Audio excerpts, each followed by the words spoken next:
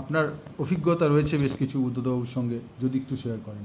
দেখুন, দীর্ঘদিন ধরে বাম জমানায় বাম শাসনের বিরোধিতা করে আমরা রাজনীতি করেছি। আমি কংগ্রেসের এমএলএ পদে দাঁড়িয়েছিলাম, হেরেছি, কখনো জিতেছি, লোকসভায় জিতেছি। তো স্বাভাবিকভাবেই প্রতি মুহূর্তে বাম ঘরানার রাজনীতির বিরোধিতা করেই আমাকে এগোতে হয়েছে। বিরোধিতা করা মানে সেখানে সংঘাত, সেখানে প্রতিবাদ, সেখানটাই সমালোচনা করেছি।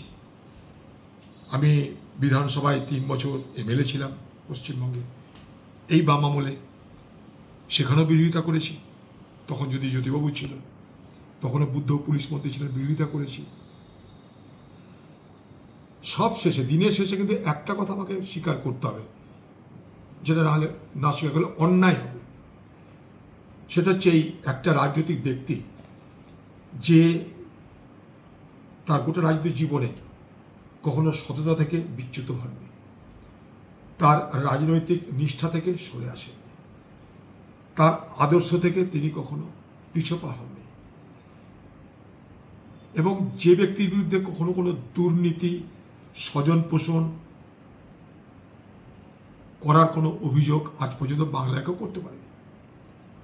তার ভাবনার সঙ্গে আমাদের মিল থাকতে পারে, না থাকতে পারে। একটা সময় সিঙ্গুর নন্দীগ্রাম নিয়ে তার বিরোধিতা করেছি, পরে আবার মনে করেছি যে সিঙ্গুরে বিরোধিতাটা না করলে মনে হয় ভালো হতো, এটাও মনে হয়েছে। শেষ আমার সঙ্গে 2016 সালে পার্ক সার্কাস ময়দানে দেখা হয়েছিল। আমি ছিলাম, বুদ্ধও ছিলেন, রাহুল গান্ধী ছিলেন। অনেক সংঘাত তার সঙ্গে থাকা সত্ত্বেও তার এই ব্যক্তিত্ব, তার নিষ্ঠা, তার সততা, আদর্শের প্রতি তার অগাধ আস্থা, এগুলো কিন্তু সকলকে প্রভাবিত করে।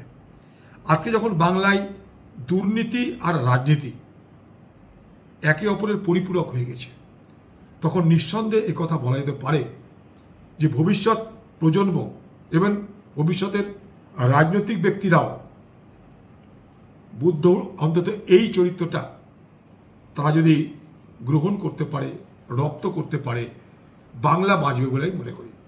রাজনীতি বিরোধিতা থাকবে, প্রতিবাদ থাকবে, সব কিছু মানব, তাহলে বিরোধিতা কিসের জন্য? কিন্তু কথা হচ্ছে যে সব কিছু শেষে লক্ষ্য করে দেখুন, একটা প্রাক্তন মুখ্যমন্ত্রী সামান্য একটা ফ্ল্যাটে সাধারণ জীবনযাত্রা নির্বাহ করে কিভাবে আজ আমাদের ছেড়ে চলে গেলেন, এই উদাহরণগুলো কিন্তু বাংলাকে গর্বিত করে। বাংলার রাজনৈতিক যে প্রেক্ষাপট, সেই রাজনৈতিক প্রেক্ষাপট একটা উজ্জ্বল জ্যোতিষ্কের মতন এগুলো কিন্তু বিরাজ করে। তার পরিবারের প্রতি আমার সমবেদনা।